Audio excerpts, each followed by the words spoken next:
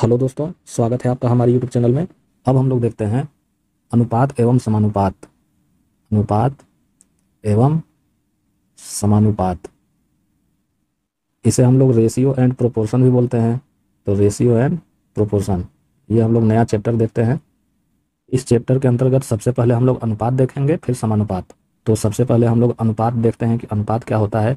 तो मैं यहाँ इसकी परिभाषा लिख देता हूँ। किसी किसी दो राशियों का दो राशियों का तुलना किया जाए तुलना किया जाए तो उसे अनुपात कहते हैं। अनुपात कहते हैं। तो जब भी दो राशियों का तुलना किया जाएगा तो उसे अनुपात कहते हैं। अब हम लोग देखते हैं अनुपात के प्रकार। अनुपात के प्रकार, तो अनुपात तीन प्रकार के होते हैं: सीधा अनुपात, विलोम अनुपात और मिश्र अनुपात। इसमें हम लोग सबसे पहला देखते हैं सीधा अनुपात। सीधा अनुपात, तो सीधा अनुपात का सबसे पहले मैं परिभाषा लिख देता हूँ। यदि यदि अनुपात अनुपात पूर्णांक संख्या के रूप में हो तो उसे सीधा अनुपात कहते हैं।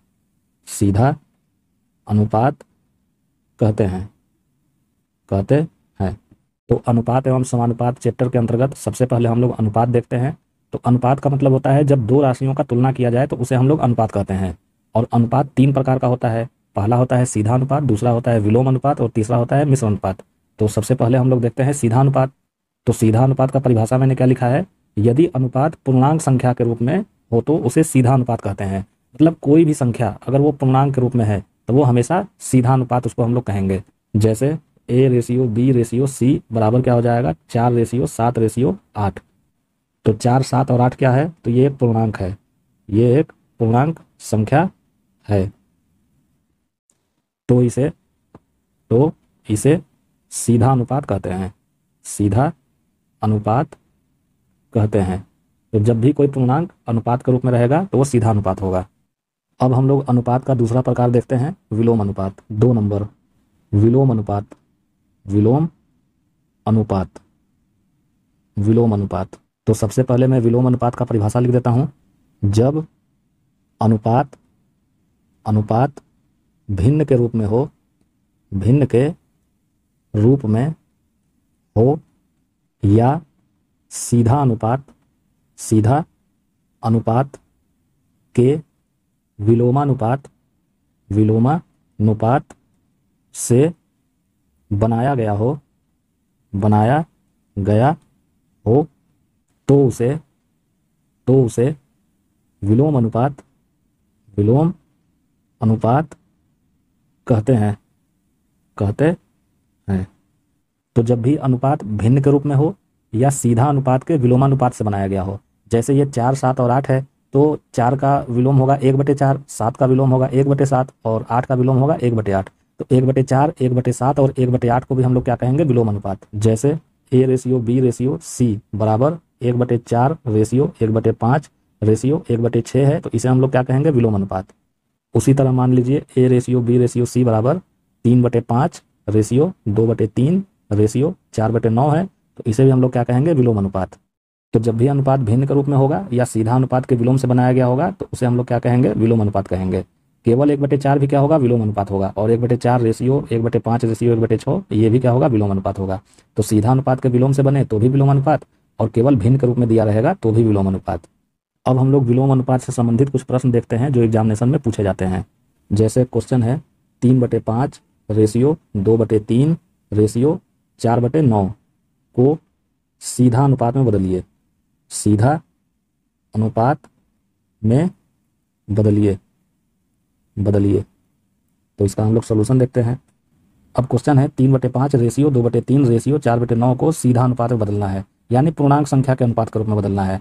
और यहाँ पे ये क्या है, भिन्न के रूप में है। तो भिन्न के रूप में जब रेशियो दिया रहेगा तो वो विलोमानुपात होगा। तो विलोमानुपात को सीधा अनुपात में बदलना है, यानी पूर्णांक संख्या के अनुपात के रूप में बदलना है। तो उसके लिए नियम क्या होता है उसे मैं नोट करके लिख देता हूँ। नोट नोट विलोम अनुपात को सीधा अनुपात में बदलने के लिए बदलने के लिए हर के एलसीएम से प्रत्येक अनुपात में गुणा करेंगे। तो ये हो गया नियम। तो विलोम अनुपात को सीधा अनुपात में बदलने के लिए हम लोग क्या करेंगे, हर के एलसीएम से प्रत्येक अनुपात में गुणा करेंगे। तो हर का एलसीएम लेने पर जैसे 5, 3 और 9 का हम लोग एलसीएम लेंगे तो वो मिलेगा 45, और 45 को यहाँ क्या लिखा है, प्रत्येक अनुपात में गुणा करना है। तो 45 को प्रत्येक अनुपात में हम लोग गुणा कर देंगे। तो ये हो जाएगा 3/5 गुणे 45, ये हो जाएगा 2/3 गुणे 45, और ये हो जाएगा 4/9 गुणे 45, और उसको सोल्व कर देंगे तो वही आंसर हो जाएगा। तो सबसे पहले हम लोग हर का एलसीएम निकालते हैं। तो 5, 3 और 9 का एलसीएम कितना हो जाएगा, तो ये हो जाएगा 45। अब एलसीएम का प्रत्येक अनुपात में गुणा करना है, तो 3/5 गुणे 45 करेंगे तो ये हो जाएगा 5 9 45 मतलब 27। उसी तरह 2/3 में 45 से गुणा कर देंगे तो ये हो जाएगा 3 से 15, 15 दूनी 30। उसी तरह 4/9 में 45 से गुणा कर देंगे तो ये हो जाएगा 9×5 = 45 मतलब 5 चौके 20। तो सीधा अनुपात कितना हो जाएगा, 27:30:20, और यही हो जाएगा आंसर। तो जब भी विलोमानुपात को सीधा अनुपात में बदलना होगा तो सबसे पहले हर का एलसीएम लेंगे। तो 5, 3 और 9 का एलसीएम यहाँ निकाला गया तो ये मिला 45। अब इस एलसीएम का प्रत्येक अनुपात में गुणा करना है। तो 3/5 में जब 45 से गुणा किया गया तो ये मिला 27। उसी तरह 2/3 में जब यहाँ 45 से गुणा किया गया तो ये मिला 30, और 4/9 में जब यहाँ 45 से गुणा किया गया तो ये मिला 20। तो सीधा अनुपात क्या हो जाएगा, 27:30:20, और यही हो जाएगा आंसर।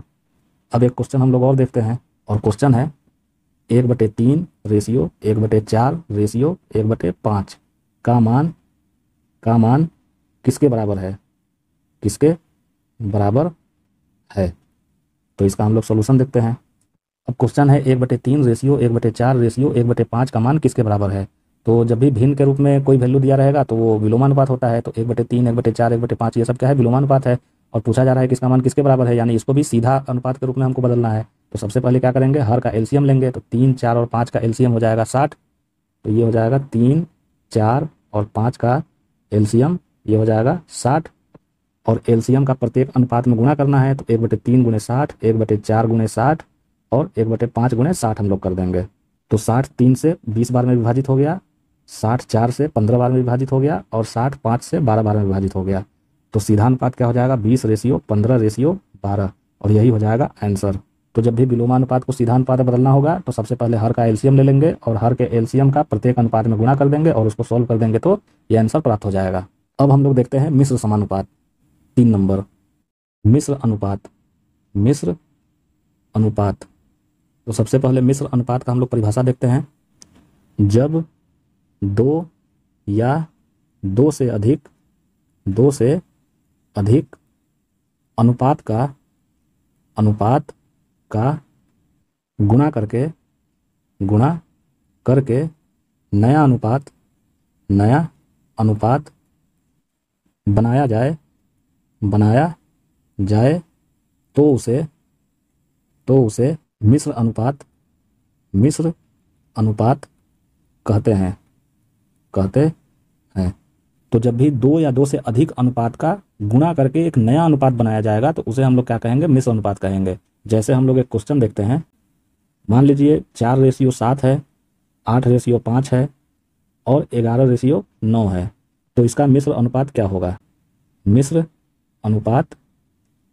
होगा, तो इसका हम लोग सोल्यूशन देखते हैं। अब क्वेश्चन है 4:7, 8:5 और 11:9 का मिश्र अनुपात बताना है कि कितना होगा। और अभी मैंने मिश्र अनुपात का परिभाषा क्या लिखा कि जब 2 या 2 से अधिक अनुपात का गुणा करके नया अनुपात बनाया जाए तो उसे मिश्र अनुपात कहते हैं। और आप यहाँ देख भी सकते हैं कि यहाँ पर 2 या 2 से अधिक अनुपात दिया हुआ है, अर्थात कुल 3 अनुपात दिए हुए हैं। तो इन तीनों अनुपात को गुणा करके जब हम लोग नया अनुपात बना देंगे तो जो परिणाम मिलेगा वही आंसर हो जाएगा। जैसे 4:7 को हम लोग 4/7 लिख सकते हैं, 8:5 को हम लोग 8/5 लिख सकते हैं, 11:9 को हम लोग 11/9 लिख सकते हैं। तो इन तीनों को हम लोग गुणा कर देंगे तो जो परिणाम मिलेगा वही आंसर हो जाएगा। अर्थात 4/7 × 8/5 × 11/9 का जो परिणाम मिलेगा 352/315, यही हो जाएगा तीनों अनुपात का मिश्र अनुपात। तो जब भी 2 या 2 से अधिक अनुपात दिया रहेगा और उसका मिश्र अनुपात पूछा जाएगा तो उन सभी अनुपात का गुणा कर देंगे तो यहाँ पे जो परिणाम मिलेगा वही आंसर हो जाएगा। तो दोस्तों, अनुपात समानुपात चैप्टर के अंतर्गत सबसे पहले हम लोग अनुपात का प्रकार देख रहे हैं। तो अनुपात के कुल 3 प्रकार होते हैं। तीसरा प्रकार हम लोगों ने देखा मिश्र अनुपात, और दूसरा प्रकार होता है विलोम अनुपात, और तीसरा प्रकार होता है सीधा अनुपात, जिसे हम लोगों ने बारी बारी से देखा और इसके अंतर्गत कुछ प्रश्न भी देखे जो एग्जामिनेशन में अक्सर पूछे जाते हैं। तो दोस्तों आज के टॉपिक में बस इतना ही। अगर आपको हमारे द्वारा पढ़ाया गया टॉपिक पसंद पड़ा हो तो आप हमारे चैनल को लाइक करें, सब्सक्राइब करें और अपने दोस्तों के साथ शेयर करें। धन्यवाद।